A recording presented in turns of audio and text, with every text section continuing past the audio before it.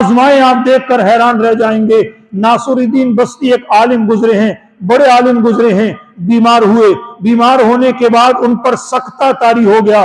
जब सकता तारी हुआ तो लोगों ने कहा ये मर गए हैं। चुनाचे उनका जनाजा पढ़ाया गया, कफन वगैरह दिया गया, उनको कब्र में दफन कर दिया गया, मट्टी बराबर कर दी गई।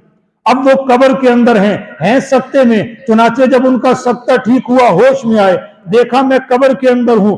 अब परेशान कि इस कब्र से कैसे बाहर निकलूं, किसको आवाजें दूं। लेकिन उनको ये बात ज़हन में आई कि जो 40 मरतबा सूरह यासीन की तिलावत करता है मुसीबत के वक्त में, परेशानी के वक्त में, अल्लाह उसकी परेशानी को दूर कर देते हैं। अब कब्र के अंदर हैं, होश के अंदर हैं, चुनाचे सूरह यासीन की तिलावत करना शुरू की। और 39 मरतबा जब सूरह यासीन की तिलावत कर ली तो उनको पता लगा ऐसा कि कोई कब्र खोलने वाला है, कोई कब्र हटा रहा है, मट्टी हटा रहा है। चुनाचे गौर किया तो मालूम हुआ कफन चोर कफन चोरी करने के लिए आया है। चुनाचे इन्होंने कहा अगर मैं 40वीं मरतबा भी ऊंची आवाज से पढ़ूंगा कहीं कफन चोर आवाज सुनकर भाग न जाए। चुनाचे इन्होंने आहिस्ता मरतबा को यासीन की तिलावत करना शुरू की। जब पूरी दफा 40 मरतबा यासीन खत्म कर ली तो चोर सारे पत्थर भी हटा चुका था, बिल्कुल ये सामने था। ये उठ करके बैठ गए। कफर चोर ने जब ये मंजर देखा वो हैबत नरजदा रह गया,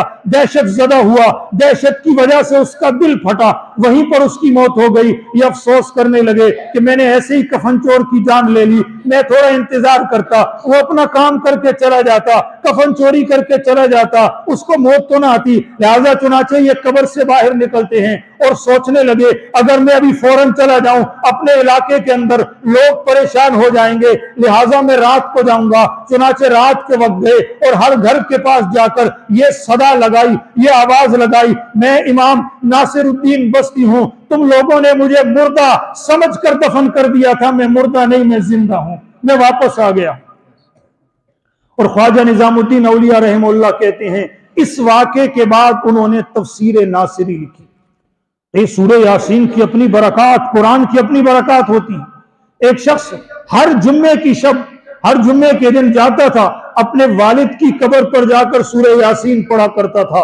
एक मरतबा ऐसा हुआ उसने सूरह यासीन पढ़ी और अल्लाह से दुआ की, अल्लाह इसका सवाब सब कब्रिस्तान वालों तक पहुंचा दे। चुनाचे घर आया। 2 दिन के बाद एक औरत आई, आकर कहने लगी तुम फला इब्ने फला हो? वो कहने लगा हाँ मैं फला इब्ने फला हूं। वाकया क्या है? कहा एक मरतबा तुमने सूरह यासीन पढ़कर बख्शी थी पूरे कब्रिस्तान वालों को, मेरी बेटी का भी इंतकाल हुआ है। मुझे ख्वाब के अंदर वो बेटी आई और बेटी आकर कहने लगी कि फलां का बेटा आया था, वो हर जुम्मे को आता है, अपनी माँ की कब्र पर खड़ा होकर सूरह यासीन पढ़ता है, माँ को बख्शता है। आज उसने सारे कब्रिस्तान वाले को बख्शी है, सबको सवाब पहुंचा है, मुझको भी सवाब पहुंचा है। तो कहा बेटा मैं तुम्हें यह बताने आई हूं जो तुम सूरह यासीन पढ़ते हो तुम्हारा सवाब उन तक पहुंचता है। तुम्हारा कहने का मकसद ये कुरान मजीद इसको पढ़ना